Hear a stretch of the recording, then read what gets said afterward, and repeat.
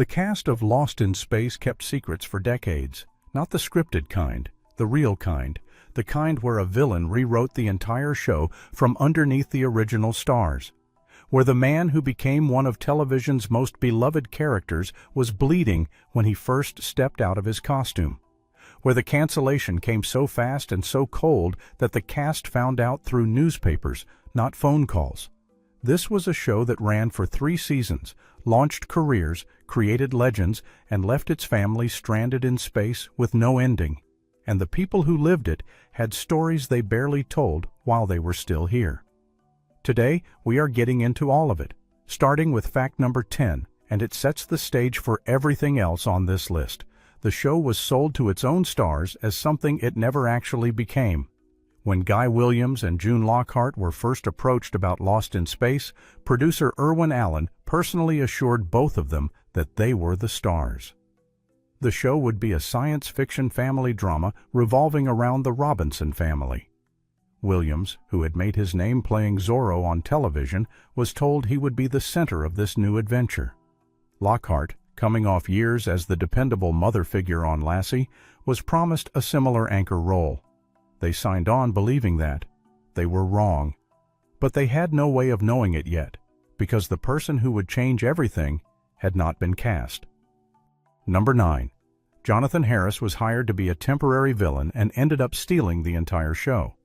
Dr. Zachary Smith was originally written as a cold, calculating enemy agent meant to sabotage the mission in the first episode and then disappear.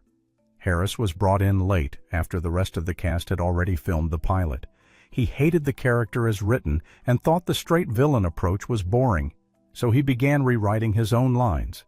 He turned Smith from a sinister spy into a cowardly, flamboyant, self-absorbed schemer who delivered insults with Shakespearean flair.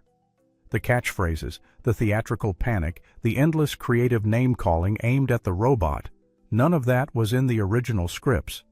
Harris invented it himself, 1 episode at a time. Number 8. Bill Mumy, the child actor playing Will Robinson, was the one who helped Harris build the character.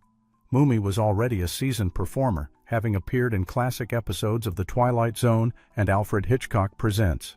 Harris recognized his instincts immediately. After learning the official lines, Harris would pull Mumy aside and rehearse using his own rewritten dialogue. The two developed the chemistry between Will and Dr. Smith through hours of private rehearsal that no one else saw until the cameras were rolling. Mumy later said of Harris, he truly, single-handedly created the character of Dr. Zachary Smith that we know. That is high praise from someone who was there for all of it. Number 7. The man inside the robot suit was bleeding the first day he put it on, and he never complained once. Bob May was a veteran actor and stuntman who happened to be on the studio lot when someone pointed him toward Irwin Allen. Allen's offer was simple.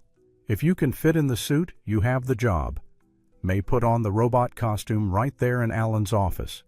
The suit was made of metal and fiberglass. When he finally wrestled his way back out of it, he was cut and bleeding. He got the part. For 3 seasons across all 83 episodes, May performed inside that costume in brutal heat under studio lights with no ventilation. The voice was dubbed by Dick Tufeld in post-production, but on set, May spoke all of the robot's lines himself so the cast could react naturally. According to Bill Mumy, he never complained, not once.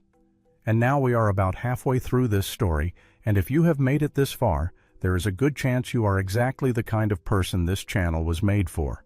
We cover the hidden histories behind classic shows and the celebrities who made them every single week. Hit that subscribe button right now so you never miss one of these. Number 6. Guy Williams, the man who was supposed to be the star, quietly faded into the background and never recovered professionally. As Harris and Mumy pulled more screen time toward Dr. Smith and Will Robinson, Williams found himself with less meaningful work each episode.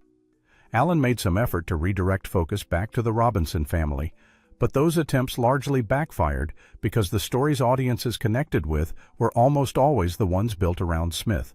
Williams eventually stopped fighting it. After the show ended in 1968, he retired from acting entirely, moved to Argentina, and spent the rest of his life in Buenos Aires. He died of a brain aneurysm in 1989. Number 5. The cancellation came with no warning and no proper goodbye. Marta Kristen, who played Judy Robinson, said she was at home when a brief phone call told her the show was over. No ceremony, no advance notice, no time to prepare a proper finale. June Lockhart confirmed that cast members largely learned the news through newspapers. The show ended on March 6, 1968, with an episode called Junkyard in Space, and the Robinson family was left permanently lost, orbiting unresolved in space. No ending was ever written for them. Number 4. Angela Cartwright walked onto the Lost in Space set directly from one of the most successful films in Hollywood history. The same year the show premiered, 1965, The Sound of Music was released.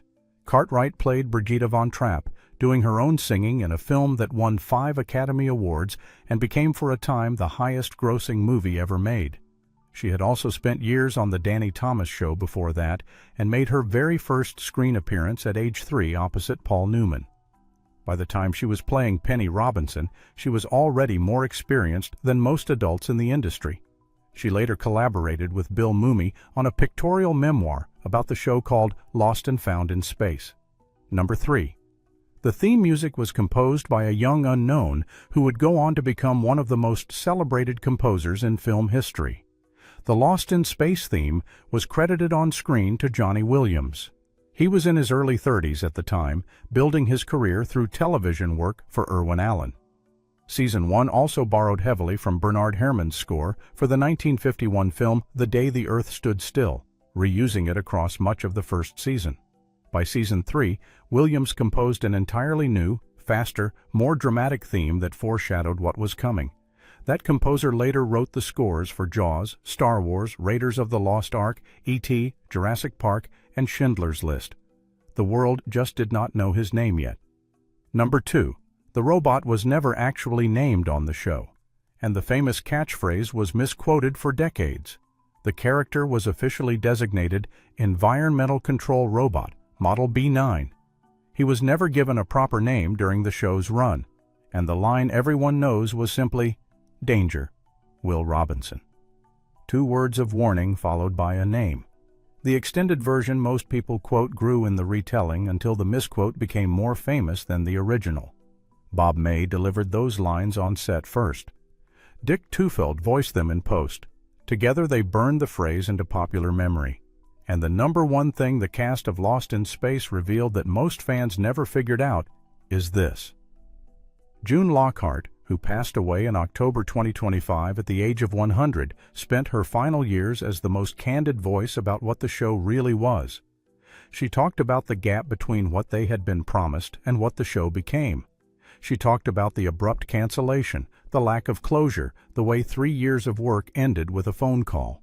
But she also talked about what the show meant. She said the cast genuinely cared about each other, that Mumy, Cartwright, and Kristen stayed close across decades, that the bonds formed on that set were real even when everything around the production was chaotic or disappointing. Her final assessment of Lost in Space was not bitter. It was generous. She believed the show had reached people in a way no one fully anticipated, and that the family at the center of it, flawed and overshadowed and abruptly canceled as they were, had mattered to the audience in a genuine way. She was right about that. That is the real story behind Lost in Space, told by the people who lived it. If you want more hidden histories like this one, the next video is already waiting for you. Go watch it. We will see you there.